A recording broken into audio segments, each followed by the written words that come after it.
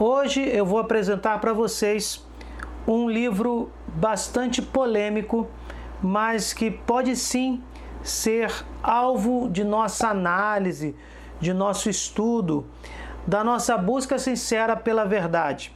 Se trata de um diário chamado Conversando com as Almas do Purgatório, da Ave Maria Edições. Esse diário foi escrito por Eugênia von der Leyen, que é uma católica que nasceu em 15 de maio de 1867 e que tinha o dom extraordinário de ver as almas do purgatório. Por que eu digo desde já que se trata de um diário polêmico? Porque muitas pessoas podem confundir aparições de santos, e quando nós falamos em aparições de santos, nós estamos englobando os santos celestiais e as santas almas do purgatório. As pessoas podem confundir tais aparições com a manifestação de espíritos, que é uma abominação aos olhos de Deus, está vinculada à consulta aos espíritos ou necromancia, ou simplesmente, nos dias de hoje, espiritismo. Existem diferenças enormes desses dois fenômenos, podemos dizer assim. Inclusive fizemos vídeos sobre isso, mostrando que as manifestações mediúnicas podem ser consideradas ilegítimas, fraudes ou simplesmente confusão de interpretação, ao passo de que as aparições de santos, muito raras, podem sim, dependendo de uma série de análises, serem consideradas legítimas. Vou deixar aqui links na descrição destes vídeos sobre tais assuntos. Eles são muito importantes para que vocês possam entender o conteúdo do vídeo de hoje. Por quê? Se vocês não entenderem a diferença entre espiritismo, entre necromancia, entre consulta aos espíritos, que pode incluir a manifestação de anjos caídos, se vocês não entenderem a diferença entre espiritismo e a aparição dos santos dos céus e das santas almas do purgatório, se vocês não entenderem as diferenças gigantescas que existem entre esses dois conceitos, vocês vão se confundir e não vão entender a preciosidade do diário da Eugênia von der Leyen. Só para resumir, a aparição de santos é de iniciativa de Deus, ao passo de que a consulta dos espíritos é da iniciativa do homem, que não acredita em Deus, muitas das vezes, ou quer passar este limite e buscar informações do além de uma forma errada, ilícita e que, na maioria das vezes, não chegará a lugar nenhum, porque a própria Sagrada Escritura mostra que tal prática é uma abominação e que Satanás pode, inclusive, se disfarçar de espírito de luz para enganar tais pessoas que tentam buscar tais práticas. As aparições, como eu já mencionei, são muito raras, ao passo de que o espiritismo acontece em qualquer lugar onde se tenha tais práticas espíritas, pode ser na Umbanda, pode ser no Candomblé, pode ser numa mesa kardecista, não sei exatamente a nomenclatura correta. Quem quiser, por favor, deixe nos comentários. E a própria Sagrada Escritura condena em várias passagens as consultas aos espíritos, condena o espiritismo, ao passo que Jesus Cristo, inclusive, comprova a possibilidade da aparição de santos, como podemos ver em Mateus 17, por exemplo. A própria ciência, como eu já mencionei, por isso eu peço que vocês vejam os vídeos que estão na descrição. A própria ciência diferencia os atos mediúnicos que estão relacionados com as consultas aos espíritos e as aparições de santos, e demonstra que as práticas espíritas podem ser fraudes, podem ser ilegítimas e sim, são explicadas cientificamente. Ao passo que as aparições de santos, que é comprovada pela Bíblia, como eu acabei de mencionar, podem sim, diante obviamente de uma série de estudos criteriosos, podem sim serem considerados fenômenos inexplicáveis pela própria ciência. Fazendo tais colocações, vamos conhecer Eugênia von der Leyen. A autora de nosso diário, a princesa Eugênia von der Leyen, Anderson, tem um nome aqui muito complicado, nasceu em 15 de maio de 1867 em Munique, de religião católica, dinastia antiquíssima de Trier. Sua origem deriva do castelo de Gondorf sobre a Mosela, município de Mayen. Os documentos mais antigos a apresentam como representante da estirpe em Gilbertus de Cantereve, no ano de 1158. Desde 1300, a família adotou o nome von der Leyen. Aceitou o título de príncipes por serem seus descendentes membros soberanos da Aliança do Reno desde 12 de julho de 1806. Os descendentes, portanto, fazem jus ao título de príncipes e princesas von der Leyen. Pio XII foi amigo íntimo desta família. Na biblioteca deste castelo há 24 volumes imponentes, as obras completas do Papa Pio XII, autografadas pelo próprio Sumo Pontífice e por ele oferecidas à família dos von der Leyen. A mãe da princesa Ludovica, Maria Nives Rufo della Scatella, são descendentes da Eugênia, nascida em 16 de agosto de 1898, aprenderam em sua mocidade a estimar como professor de religião Eugênio Pacelli, que mais tarde governaria a igreja como Papa Pio XII.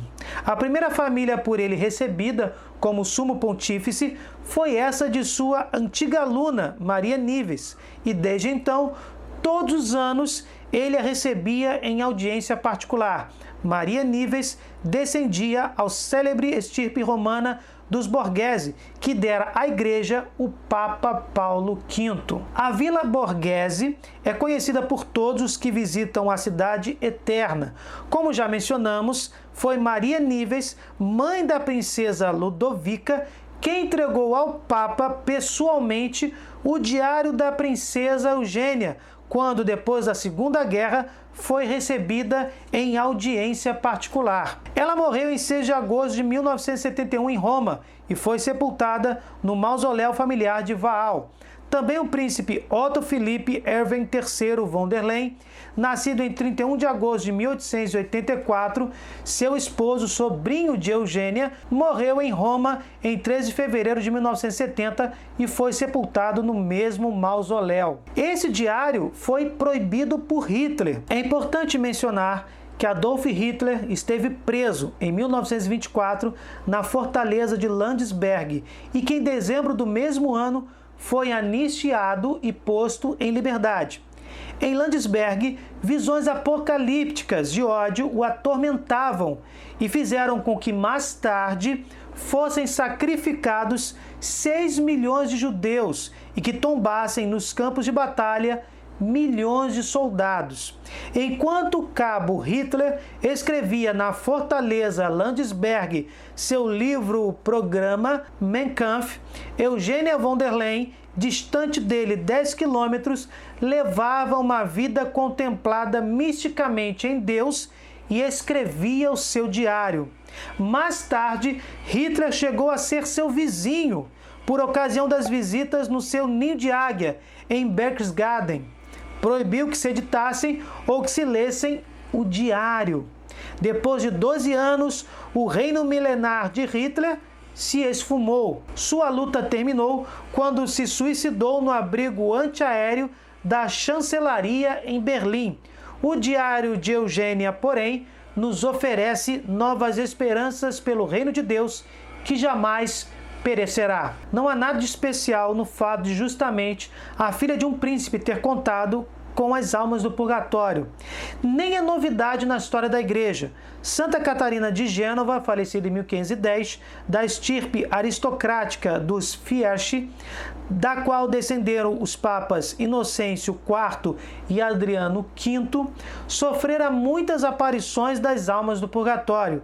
Também ela nos deixou um escrito intitulado Tratado sobre o Purgatório. Catarina de Gênova é considerada como um gênio espiritual de primeira grandeza. O advogado genovês Ettore Vernazza descreveu uma situação do seguinte modo: esta santa alma encontrava-se, enquanto vivia ainda neste mundo, no purgatório do amor flamejante de Deus. Esse amor a devorava totalmente e a purificava de tudo que nela ainda fosse suscetível de purificação. Isso acontecia para que, quando saísse desse mundo, pudesse apresentar-se aos olhos de Deus, que era seu doce amor. Devido a esse fogo de amor que ardia em sua própria alma, compreendia em que estado se encontravam os falecidos que estão no purgatório. Devem purificar-se de toda ferrugem e de toda mancha de pecado de que em sua vida terrestre não se livraram. Assim como ela estava unida ao amor divino e por isso feliz, aceitando tudo que esse amor lhe propiciava, assim também as almas do purgatório estão contentes no purgatório. Santa Catarina é considerada a teóloga do purgatório e São Francisco de Sales não se cansava de recomendar o livro dela, o Tratado sobre o Purgatório, sobre o conceito de purgatório, sobre a explicação doutrinária, sobre passagens bíblicas que fundamentam a existência do purgatório. Vou deixar vídeos sobre tais explicações na descrição. Não deixem de assistir, porque também são importantes, porque comprovam, obviamente, a existência do purgatório e ajudam a confirmar a aparição das santas almas do purgatório também para Eugênia von der Leyen. Um fato curioso sobre a forma como tais santas almas do purgatório podem aparecer. Muitos leitores do Diário de Eugênia não conseguem familiarizar-se com a ideia de que certas almas se mostrem sob a forma de animais repelentes e nojentos. Assim, por exemplo, quando Egolf se mostra em forma de um grande macaco de olhos em brasa e Maria R como serpente, pois ela foi o símbolo de minha vida, juramentos quebrados, tudo mentira e fingimento. A isso pode-se dizer, também outros videntes, homens e mulheres, têm visto as almas do purgatório sob a forma de animais. Certa vez, Jesus disse a Santa Brígida da Suécia, numa visão mística: o que é espiritual não te aparece tal qual é, mas em forma corpórea. Para que tua mente possa compreender as verdades, elas são apresentadas em símbolos e comparações. É o que a gente chama de visão antropomórfica. Para que Eugênia von der Leyen e outros místicos pudessem contemplar as realidades espirituais, elas precisavam fazer esta contemplação através de visões antropomórficas, que são apresentadas com símbolos e comparações para que os seres humanos possam entender melhor o significado das mesmas. Como esse diário chegou aos dias de hoje? Como esse diário chegou em nossas mãos? Durante o nazismo, o Diário de Eugênia passou em cópias ectografadas de mão em mão, como se fazia também com as poesias de Reinhold Schneider. Um desses exemplares se encontra ainda com a viúva do professor Joseph Festler. Depois da Segunda Guerra Mundial, apareceu a obra sob o título Almas Remidas, em 12 edições, no Scaf Verlag em Baden. Há anos, essa editora deixou de existir. O editor belga Marcus Schroeder de Elpen publicou também 4 edições sob o título Entre o Céu e a Terra. Marcos faleceu em 24 de março de 1976. Em consideração aos parentes vivos, foram omitidos ou mencionados pelas iniciais os nomes das pessoas citadas no diário. Por isso que eu acabei de citar um nome abreviado, quando falei sobre a questão das almas se apresentarem sob a forma de animais. Agora, porém, transcorrido meio século depois da morte de Eugênia, não existe mais razão para se ocultar ou omitir nomes das pessoas às quais se faz menção. Por isso, sempre que possível, e ajudados por testemunhas oculares e por parentes de personagens que o diário arrolou, temos dado os nomes por extenso. A obra ganha com isso mais autenticidade, podendo assim ser confirmada a veracidade e exatidão das informações. O homem por cuja iniciativa o diário foi escrito e publicado é Sebastião Vieser, confessor e diretor espiritual da princesa. A nosso pedido, respondeu o ordinariato de Augsburg, que ele morreu em 11 de outubro de 1937, em Augsburg, Obersalzen. Pelo elenco do clero daquela diocese, sabemos que foi pároco em Vaal, de 1916 a 1º de junho de 1926. Geralmente, o bom Deus não é prodígio com testemunhos de autenticidade, pelo simples motivo de não nos eximir da prova de nossa fé. Todavia, em casos de agraciamento místico, há um ou outro sinal que nos faz reconhecer a autenticidade da atuação divina. Vamos então agora falar sobre a autenticidade, uma prova de que esse diário, de que essas aparições são autênticas. Na Sexta-feira Santa de 1949, morria em Baden, após 68 anos de sofrimentos expiatórios pelas almas do purgatório, com a idade de 86 anos, Margaret Schnafner. Como escreve o professor George Sigmund, ela pedira a Deus um sinal de que ela não era vítima de um engano, de sua própria fantasia ou de um logro diabólico. Apareceram-lhe, então, 2 vezes almas do purgatório, que deixaram gravada num pano a marca dos dedos da mão, que parece ter estado em fogo, fornecendo, pois, um sinal visível que ela havia pedido. O ordinariato de Freiburg exigiu e recebeu para exame aqueles panos. Outra prova interessante de autenticidade carismática devemos a Ana Catarina Emmerich.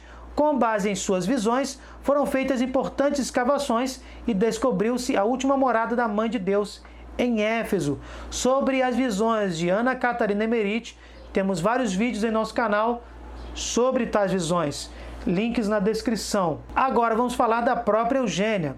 A prova da autenticidade do carisma de Eugênia consiste no fato de ter recebido a predição do dia de sua morte, que, embora tivesse sido feita de forma enigmática, foi bem clara. Existem outras confirmações, como por exemplo, a existência de parentes daquelas almas do purgatório que apareciam para ela, confirmações das histórias destas almas, que histórias em vida, obviamente, mas esta aqui é uma prova impressionante sobre o carisma de Eugênia. Confirmam o professor da Universidade de Munique, Dr. Anton Stentz, que analisou detalhadamente o fato no estudo, a apreciação conforme os princípios científicos do diário de Eugênia von der Leyen. Num dia de finados, Eugênia perguntou a um padre dominicano: "Sabes quando eu hei de morrer?" Respondeu-lhe ele: 3 vezes 9. Ela disse: "Não te entendo." Ela perguntou isso a um padre dominicano já falecido, uma alma do purgatório. Retrucou tal alma: "Também não é para ser entendido por ti." E realmente Eugênia veio a falecer em 9 de janeiro de 1929, data em que ocorre 3 vezes o número 9. Um ponto importante que autentica a aparição de santos celestiais e das santas almas do purgatório são os frutos provenientes dessas aparições. Ao contrário das consultas aos espíritos, que tentam confirmar verdades completamente anticristãs, que na verdade são mentiras, como a crença na própria reencarnação e na própria consulta aos espíritos, as aparições de santos confirmam verdades evangélicas, verdades pregadas pelo próprio Jesus Cristo. Deus não permitiria tais aparições se elas causassem confusão. Qualquer possível aparição que contrarie as verdades que Jesus Cristo ensinou podem ser inclusive causadas por Satanás, sem mencionar as confusões mediúnicas, as confusões psicológicas que podem gerar tais aparições. Porque Deus não é incoerente. Ele não permitiria que almas celestiais que estão comungando com a verdade que é o próprio Deus trouxessem mentiras, trouxessem informações que desmentiriam todo o depósito da fé, toda a verdade revelada pelos profetas e confirmadas pelo próprio Senhor Jesus. O Espírito Santo não pode dizer uma verdade para uns e outras verdades que contradizem as primeiras para outras pessoas. Desta forma, repito, temos mais um elemento que pode nos ajudar a confirmar ou não a autenticidade de aparições de santos dos céus e do purgatório. João Paulo I, quando era ainda patriarca de Veneza e se chamava Albino Luciano, concelebrou em 10 de julho de 1977 a Santa Missa com Dom Venâncio de Leiria Fátima. No dia seguinte, visitou no convento de Leiria Irmã Lúcia, a vidente de Fátima. Naquela ocasião, deu uma brilhante resposta a todos aqueles que desdenhosamente desprezam aparições marianas ou encontros com almas do purgatório por serem revelações particulares. E aqui eu faço uma pausa. Este vídeo está tratando de revelações particulares. Como eu já mencionei em nossos outros vídeos, revelações particulares não são certezas da fé. Acredita quem quiser. Comentando sua entrevista com a irmã Lúcia, ele escreveu, abre aspas, alguém poderia me perguntar, mas terá um cardeal interesse em revelações particulares? Não sabe ele que o Evangelho já contém tudo? E que nem as aparições aprovadas são artigos de fé, como acabei de mencionar. Certamente, bem o sei. Existe, porém, um artigo de fé na Sagrada Escritura, Marcos 16, verso 17. Aqueles que creem serão acompanhados por milagres. Hoje está na moda investigar os sinais do tempo. Há uma verdadeira inflação e uma praga de sinais. Por isso, eu acho ser conveniente ligar as coisas que são postas em evidência por um determinado sinal. Até o Concílio Vaticano II advertiu que não se devem desprezar tais carismas. Abre aspas para o Concílio Vaticano II, Constituição sobre a Igreja, 13. Esses dons devem ser aceitos com gratidão e alívio porque se adaptam de modo especial às aflições e necessidades da Igreja.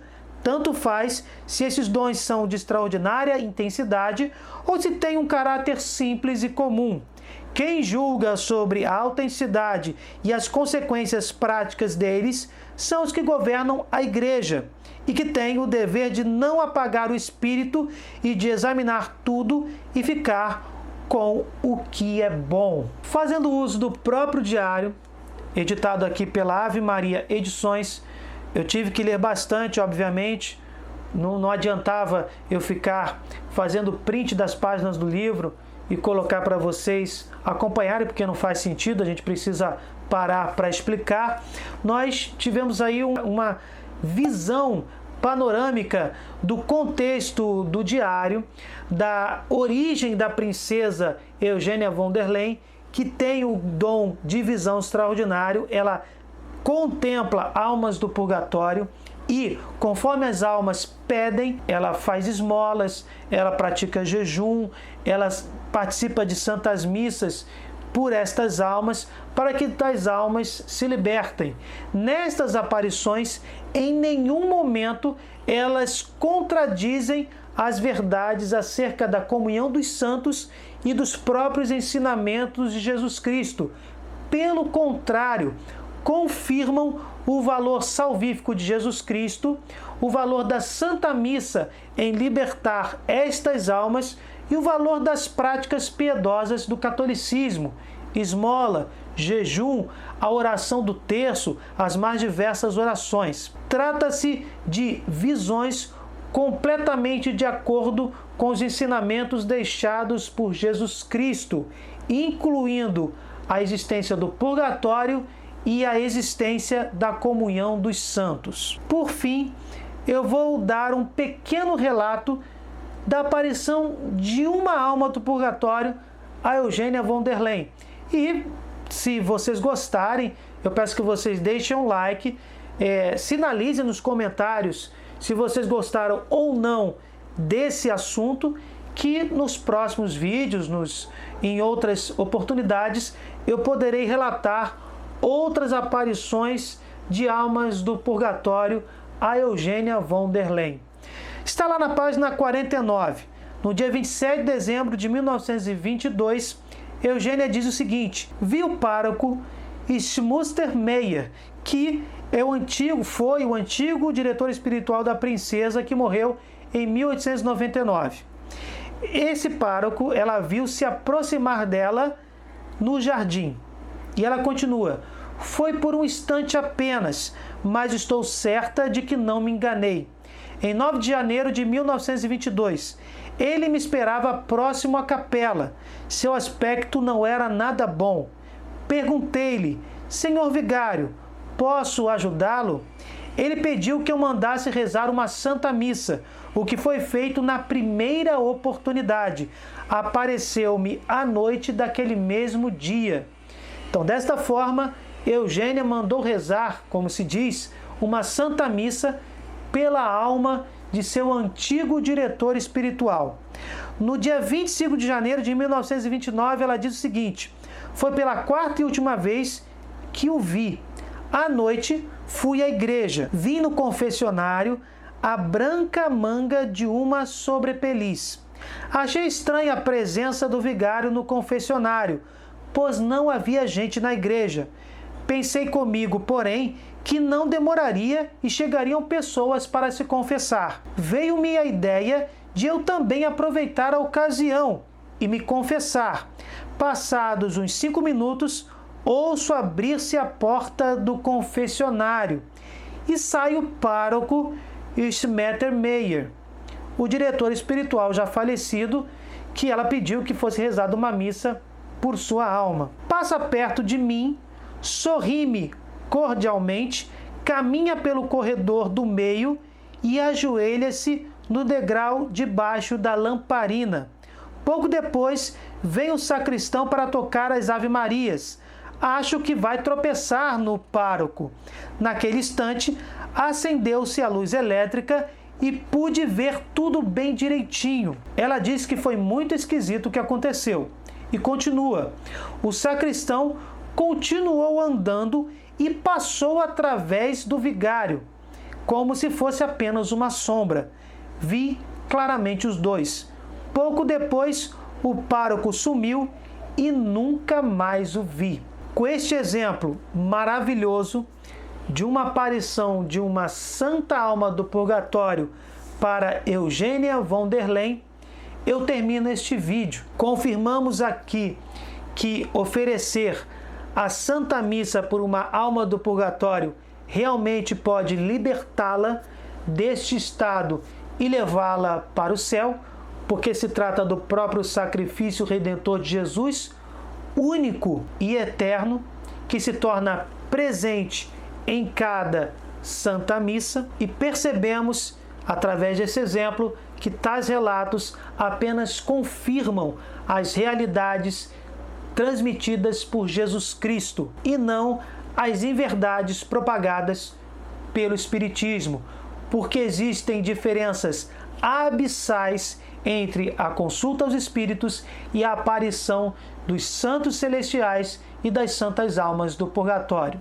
Se vocês gostaram deste relato e da história de Eugênia von der Leyen e querem outros vídeos com outros relatos que esta mística contemplou, deixem nos comentários aí a opinião de vocês e deixem o like, porque desta forma eu terei uma resposta precisa e inequívoca de que vocês querem a continuidade destes relatos em nosso canal.